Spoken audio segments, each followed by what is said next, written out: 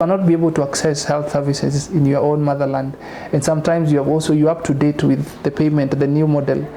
But because now you go to an hospital, some of the government hospitals have not registered with SHA. Unfortunately. And then now you go to an hospital, already you have paid your monthly subscription, and then the hospital still requires you to pay with cash.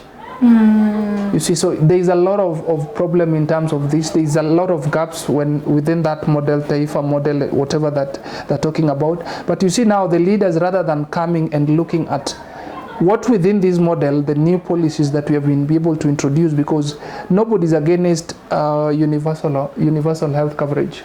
Because if that health services is accessible to all Kenyans, all of us, if it works for all of us, if it is for the good of all Kenyans, and more so the poor and marginalized people, who is against it?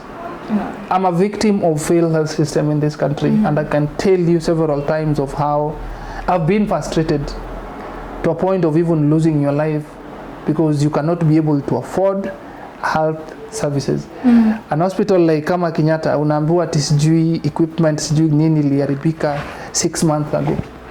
So you have to go to even the doctors themselves, who actually also work at a private hospital, advising you to go and access health services outside there.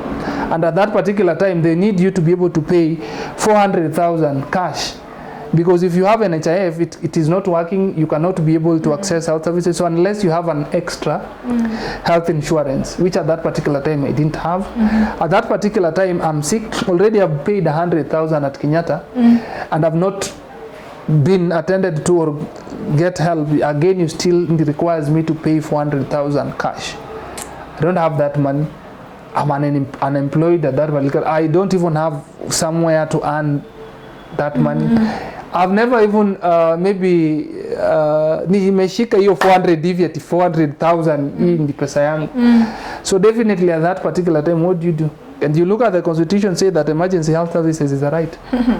So definitely our health system is not working. And the government actually need to be able to relook into some of the gaps with the new introduced I don't know, now it is Taifa Care. Because we need to understand, first of all, what is it that was not working with NHIF. Because with NHIF, once you do a subscription, monthly subscription, you're 500, you could be able to access services together with your family and all that. But in between, there was also another challenges, things that people needed, we needed to work on. So if it is about corruption, how are you going to be able to address corruption by introducing another model?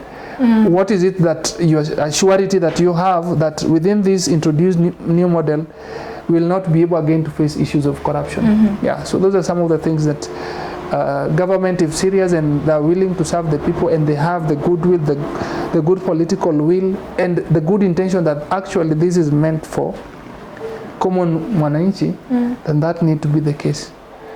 They need to review some of the gaps, review that policy, and see what actually works to the best interest of Wanjiku. Yeah. Okay.